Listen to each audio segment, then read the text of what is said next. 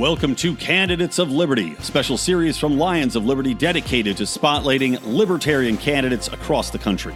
If you enjoy our work, please consider supporting us on Patreon at patreon.com/Lions of Liberty. What's up, friends and fans? Welcome back to another edition of Candidates of Liberty. I am your host this week, Marc Claire, here with a candidate for California State Assembly, a gentleman, or maybe a young man, I might say, by the name of Brandon Nelson. Brandon, are you ready to roar? Yes, I am, Mark. Thank you for having me on today.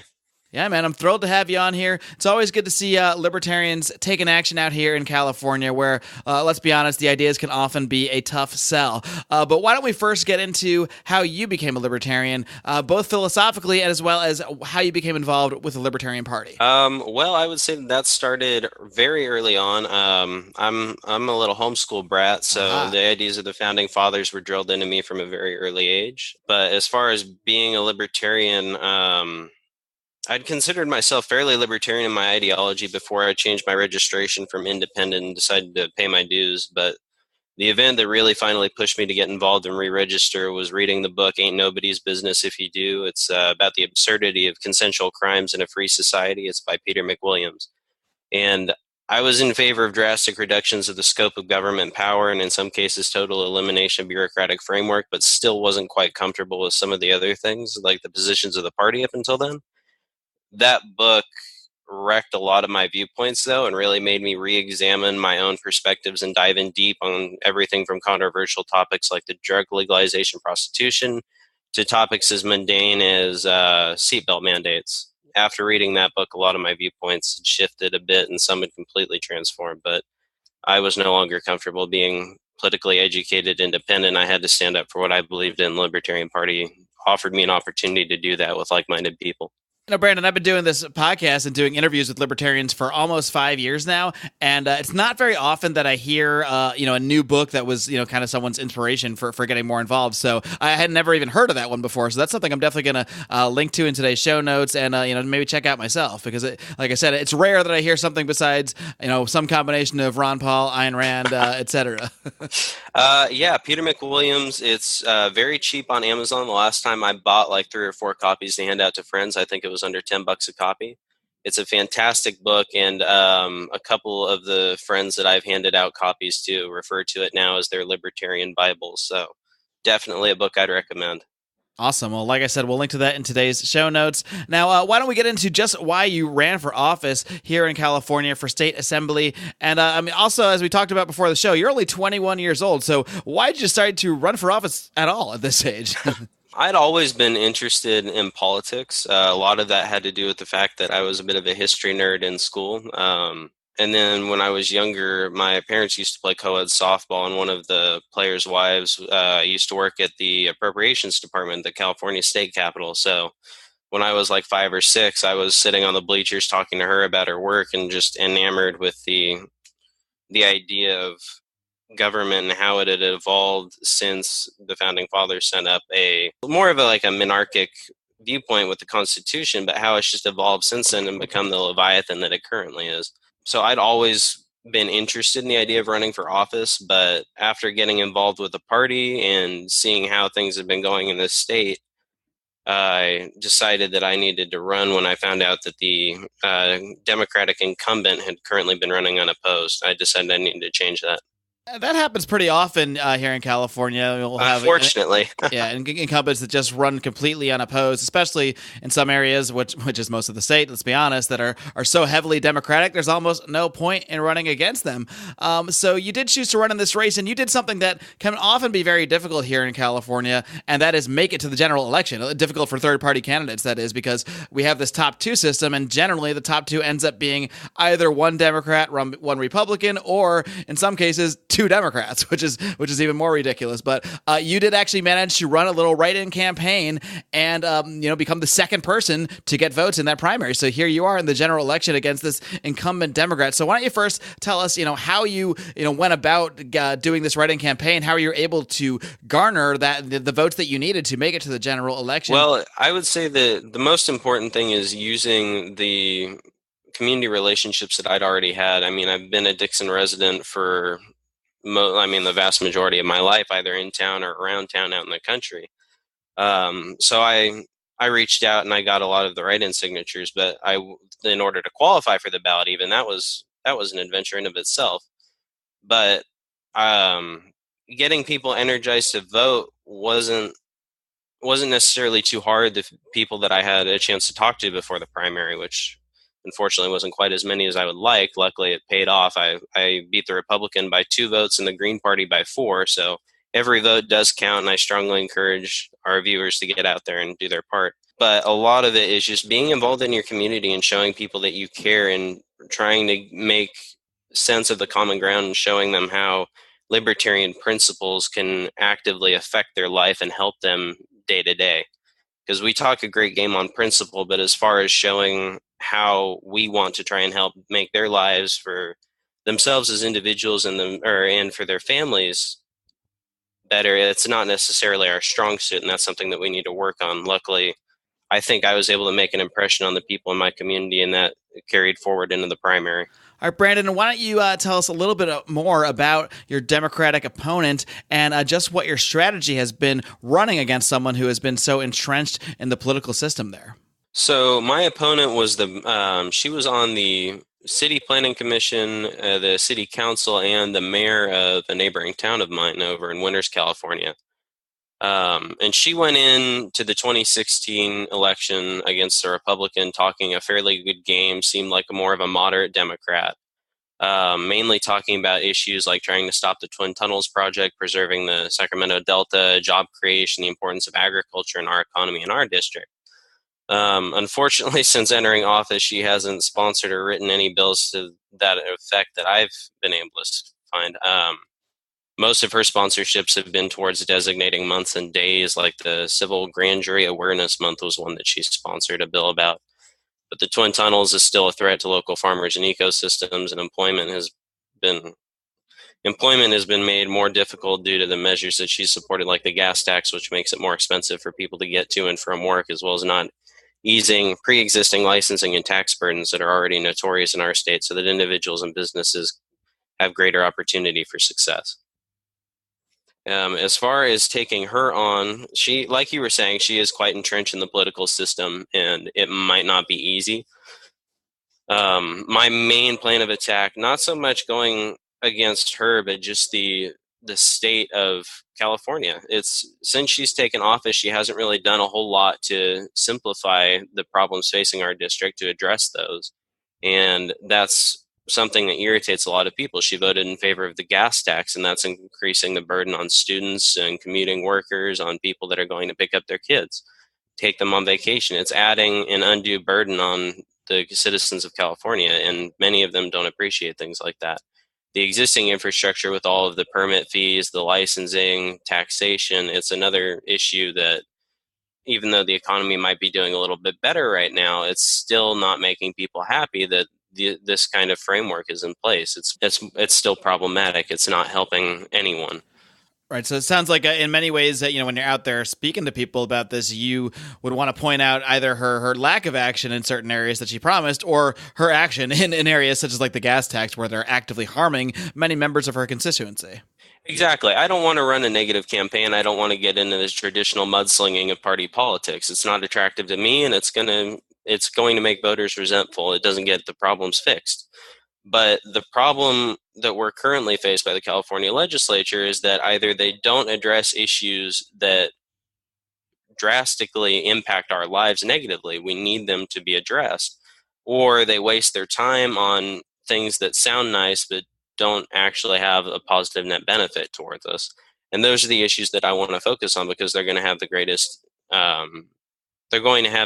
impact on voters. Those are the ones that are going to draw their attention and make them wonder, well, why is my government doing this when they're actually supposed to be supporting me and making my life better and easier? When in reality, all they're doing is making it harder to make a living, harder to put a roof over the head of myself and my family, and devaluing the overall quality of life in California. Speaking of the issues here, what are, say, 3 issues that are the most important to you, whether it's just out there campaigning and speaking to people, or just from your own philosophical point of view? What are the issues that you really would put at the top of your list? So for California, the main priorities that I have if I'm elected in November will be to close the housing gap, reduce the state level tax burden on people and businesses, which will help to create jobs in the state, and hold government accountable to the people.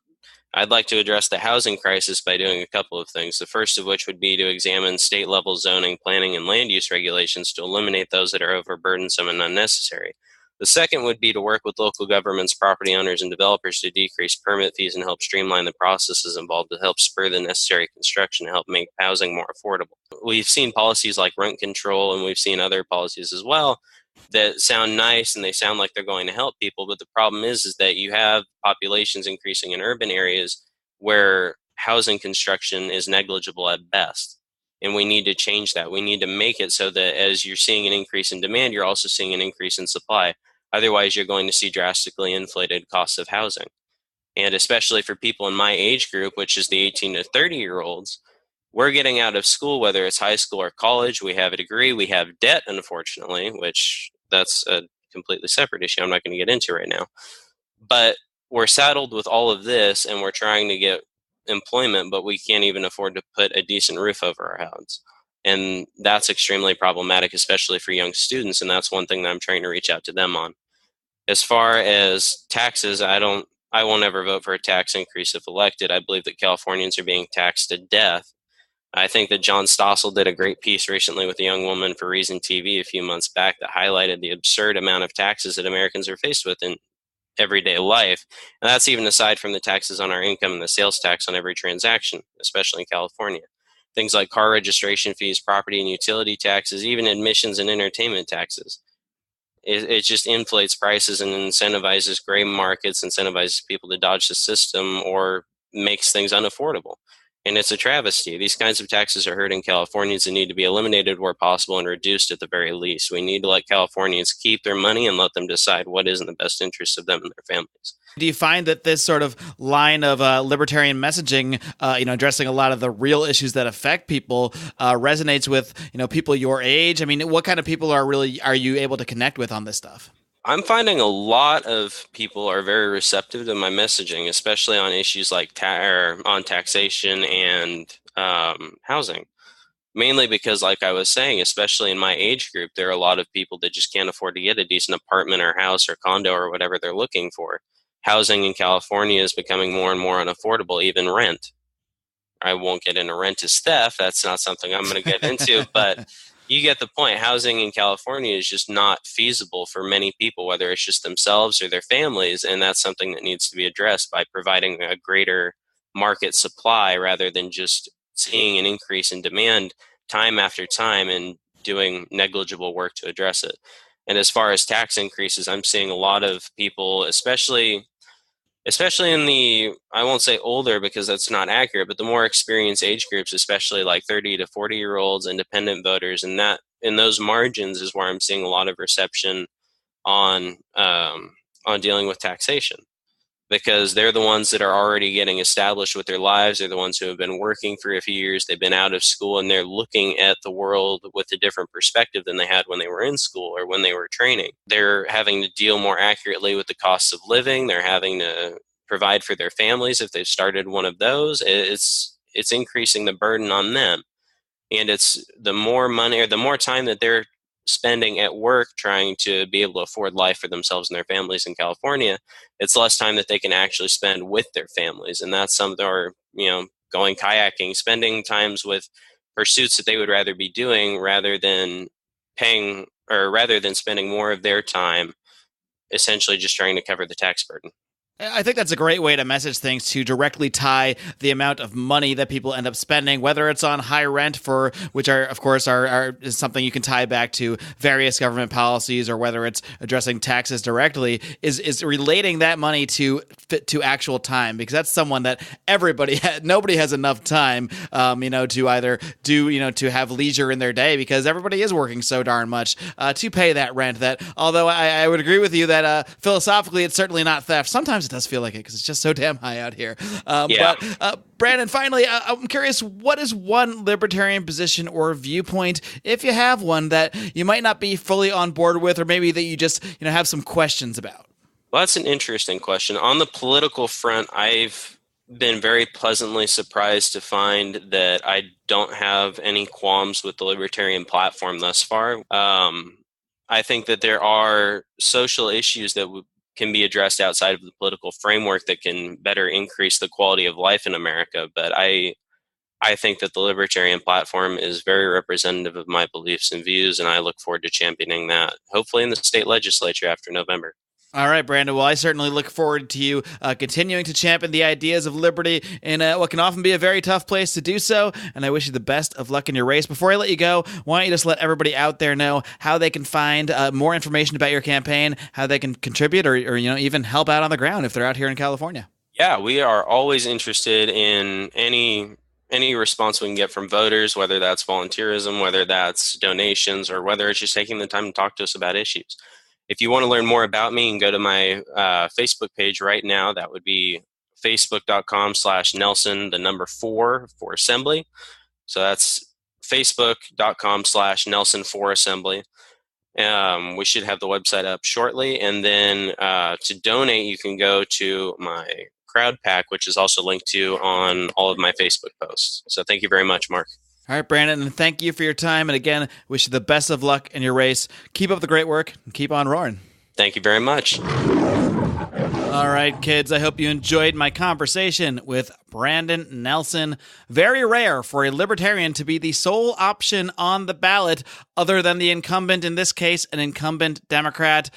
Usually the top 2 system doesn't really benefit libertarians, but in this case, having the L as the only other alternative, I thought was a pretty interesting situation, and that's why I wanted to bring on the young Brandon Nelson. 21 years old he is, running for office here in California.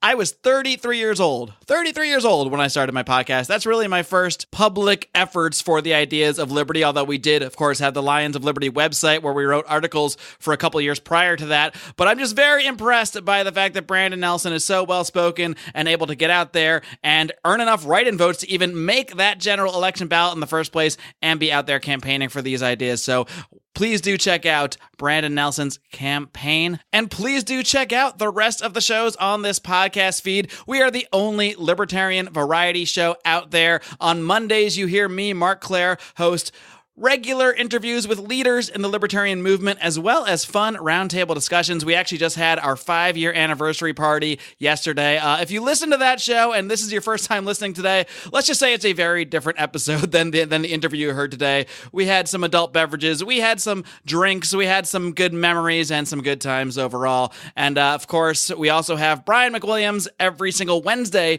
bringing you his weekly shot of comedy, culture, and liberty on Electric Liberty Land. And my man, John Odermatt, wraps things up every single Friday with his hard-hitting look at the broken criminal justice system on Felony Friday. You get all of that, and for a limited time only, this show as well, Candidates of Liberty, all by hitting that subscribe button for absolutely free on the Lions of Liberty podcast. Now, of course, if you need even more content beyond that, I encourage you to check out our Patreon, patreon.com/Lions of Liberty. The funding that we get through there helps us do shows like this, helps us do shows like we did on the road at PorcFest this year, on the road to the Libertarian National Convention this year, helps us keep the lights on. Every single dollar we earn goes back into building and promoting and growing this program, so we certainly do appreciate your support. And right now, for a very limited time only, actually only runs until this Thursday at midnight, this Thursday, September 20th, anybody who signs up for our Patreon, our Lions of Liberty Pride, any new members between now and this coming Thursday get a free Lions of Liberty 5-year anniversary t-shirt as long as you sign up at the $5 or higher level. That's what you need to do to get access to all of our bonus audio content, and there is just so much content. We do a show called Conspiracy Corner, pretty obvious what that one's about. We do a show called Degenerate Gamblers, which is a little bit about gambling, mostly about old stories from our college days and the present. That is a really fun time. There is really no shortage of extra bonus programs that we do. We also do a lot of bonus episodes with guests. I recently had an extra segment with Scott Horton that we actually turned into a Conspiracy Corner program. So just no shortage of content, both here on the public Lions of Liberty feed, as well as over at our Patreon. So please do check that out once again over at patreon.com/Lions of Liberty. Until next week, kids, don't forget to live long and live free.